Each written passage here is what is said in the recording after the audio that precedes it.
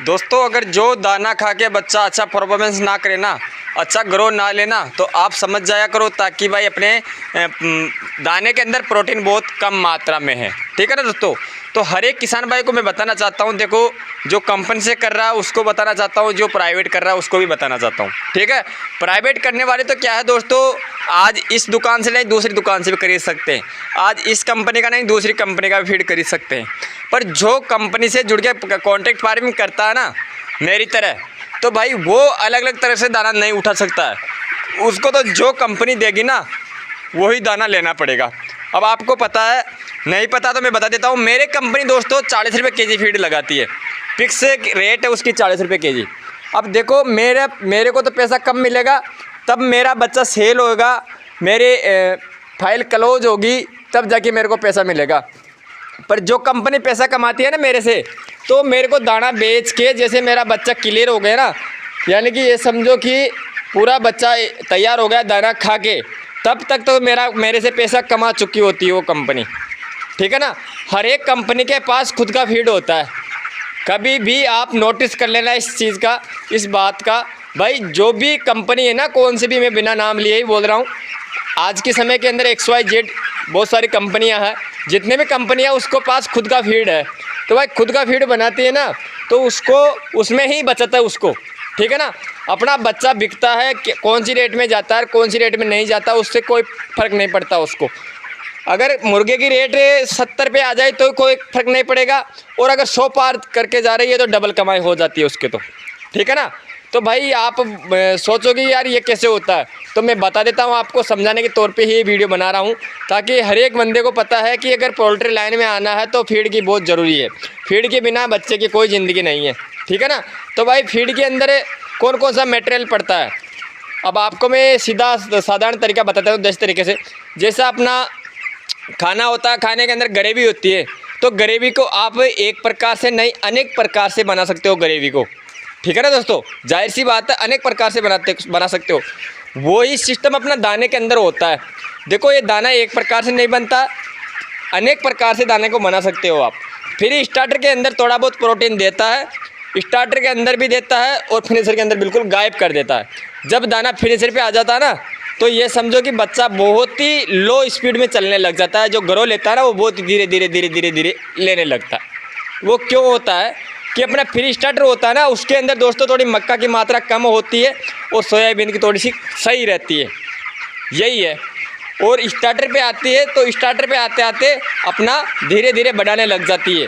Soybean कम हो जाता है, ऑयल कम हो जाता है, उधर मक्का के क्वांटिटी ज़्यादा हो जाती है।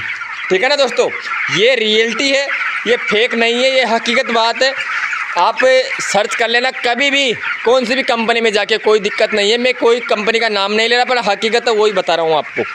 जो मैं फिनिशर देता हूँ ना, उस समय पे जाके बच्चे का परफॉर्मेंस कम क्यों हो जाता है, यानी कि ग्रो लेना बहुत धीरे डाउन क्यों हो जाता है।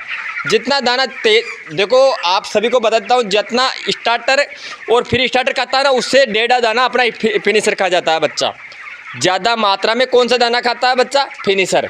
तो फिनिशर खाता है तो फिनिशर में से ही ज़्यादा कमाई होती है पोल्ट्री वालों के। ठीक है ना। अब कितनी मात्रा में होती है वो बताता हूँ आपको। फिनिशर में तो होगी दोस्तों 3-4 रुपये मात्र 1 केजी में, समझ रहे हो मेरी बात। 1 केजी में 3-4 रुपये किलो होगी। स्टार्टर में होगी 5 रुपये 6 रुपये, और जो फिनिशर दाना बनता है ना उसमें 7-8 रुपया पर केजी का मिल जाता है उनको। सीधा सादा सूखा सट, समझ रहे हो मेरी बात। इस बात को आप हकीकत पे ले लोगे ना, तो आप ये सोचोगे जितना पैसा आपको कंपनी देगी ना बच्चे बेचने के बाद, उससे दुगना तिगना खुद दुगना पैसा खुद कमा के रख लेगी उससे पहले तो, तभी कंपनियां आगे बढ़ती है। वैसे इन बच्चों के मुर्गों की रेट के ऊपर नहीं टिकती है कंपनियां, समझ रहे हो मेरी बात। मुर्गों की रेट होती है ना, जो इनके ऊपर नहीं टिकी हुई है कंपनी, टिकी हुई है फीड के ऊपर। फीड के ऊपर उनकी जड़ जमी हुई है, समझ रहे हो। यह है हकीकत बात। फीड के ऊपर इसकी जड़ जमी हुई है। एक पैसे को निकालना होता है अपने बच्चे बेच के, समझ रहे हो मेरी बात। बच्चे को बेच के पैसा निकालना होता है, और तभी इनका पैसा निकलता है, तभी आपको इनमें से पैसा देती है कंपनी। ठीक है ना। अब जैसे मान लो भाई मेरे पास फीड कितना आता है, आपको पता है कितनी क्वांटिटी में फीड आता है, समझ रहे हो मेरी बात। एक बच्चा 3.5 किलो फीड खा जाता है। मेरे पास 12,500 बच्चे, 12,500 को 3.5 से कर लो, कितना केजी फीड खा रहा है मेरा बच्चा। 12 12 24 12 36, 40,000 किलो तक फीड खा जाता है मेरा। अब 40,000 को आप 8 रुपये से लगा लो, कितना रुपये कंपनी का रही है मेरे से कमा के, 9 रुपये। सॉरी, ये तो भाई फिनिशर का ही हुआ है, समझ रहे हो मेरी बात। कुल टोटल मिलाए ना, फिनिशर, स्टार्टर और फिर स्टार्टर, तीनों का मिला के अगर देखे ना तो मेरे से दुगना पैसा कमा लेती है कंपनी। मेरे को 2.5 लाख देती है ना, 5 लाख रुपए कंपनी मेरे से पहले ही कमा के रख लेती है, मेरे को ही फीड बेच के। समझ रहे हो ना मेरी बात। ये होता है कंपनी का रोल। अगर आप खुद प्राइवेट चलाते हो और खुद फीड बनाने की कोशिश कर रहे हो ना दोस्तों, तो इसके अंदर ऐसा होता है, देखो सब्जी को कितने प्रकार से बना सकते हो, उसी प्रकार अपना फीड कितने प्रकार से बना सकते हो। कोई फिक्स नहीं रहता भाई, इतना प्रकार का बनना चाहिए, इतना प्रोटीन, इतने % में प्रोटीन रहना चाहिए। आप 3% दो तो अच्छा है, 5% दो तो अच्छा है, 7.5% अगर प्रोटीन दे तो अच्छा है, 10% दो तो अच्छा है। आपका बच्चा 50% भी दो तो कोई दिक्कत नहीं है। उसके अंदर आपकी कॉस्ट ये समझो कि 40 रुपये किलो में तैयार करोगे ना, उसमें ये है कि ये ओरिजिनल मिलेगी आपको, आपका खुद का फीड ओरिजिनल रहेगा और उससे कम फीड खाएगा। जितना बच्चा, ये मानो कि 3 किलो फीड खा के 2 किलो एवरेज लेता ना, तो समझो कि अपना आधा किलो फीड कम खिला दो, उतना ही एवरेज ले लो बच्चे से। क्योंकि बच्चे में एक तो अच्छी मक्का खिलाओगे, अच्छा देख के आप सोयाबीन खरीदोगे, अच्छा देख के आप तेल खरीदोगे, तो उससे ये समझो कि आपका बच्चे का एवरेज भी ज़्यादा रहेगा और बच्चे की ये समझो कि 60% बीमारी ख़त्म हो जाएगी। वो कैसे होगी कि आप जब मक्का खरीदो ना, तो मक्का अच्छी क्वालिटी खरीदो, मक्का के ऊपर ना मुँह के फफूंद नहीं आना चाहिए, यानी कि फंगस नहीं रहना चाहिए, उसको कीड़े लगे हुए नहीं रहना चाहिए। अब कंपनी में कौन जाके देखता है मक्का के अंदर कीड़े पड़ रहे हैं या फंगस आ रही है या क्या रही है। होता है ना अचानक से पतली बीट हो गया, कोक्स की बीमारी आ गई, इसमें क्या बोलते हैं दाना निकल रहा है बीट से, यही तो परेशानी आती है फिर दोस्तों। तो वो परेशानी अगर आप खुद फीड बनाते हो ना, तो आप अच्छा फीड मक्का देखोगे, अच्छा सोयाबीन देखोगे। तो सोयाबीन और मक्का हमेशा खरीदो तो लेप लगा के खरीदना, क्योंकि बताए आपको 40% उसके अंदर 30% तेल की मात्रा रहे सोयाबीन के अंदर, तो उससे रेट ज़्यादा ले ले, आपको इतना माल नहीं मिले। तो हमेशा खरीदो ना मक्का या सोयाबीन या ऑयल।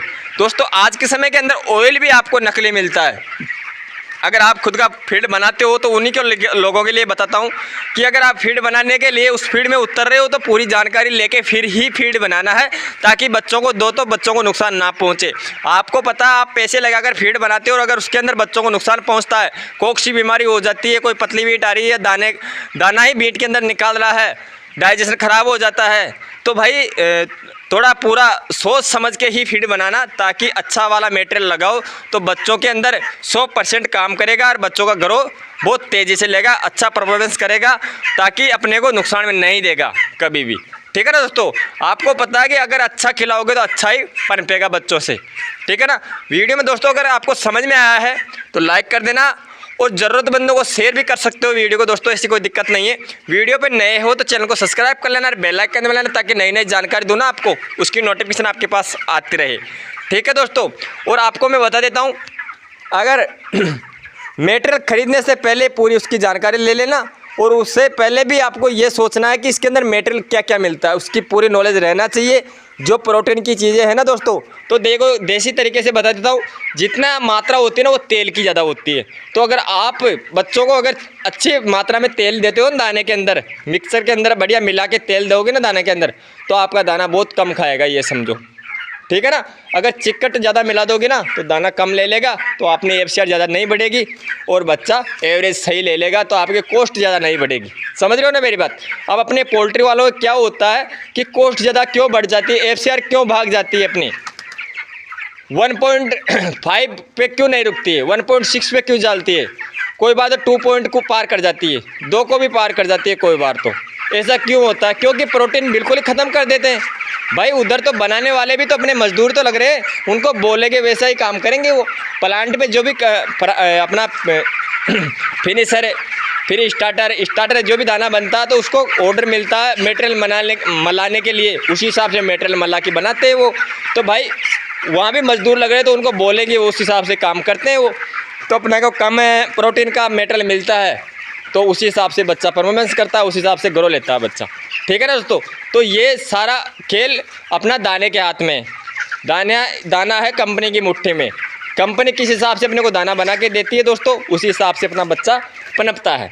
वीडियो अच्छा लगे तो लाइक करना दोस्तों। मिलते हैं ऐसी नई जानकारी में, तब तक के लिए मेरे सभी किसान भाइयों को दिल से राम राम, जय हिंद, वंदे मातरम।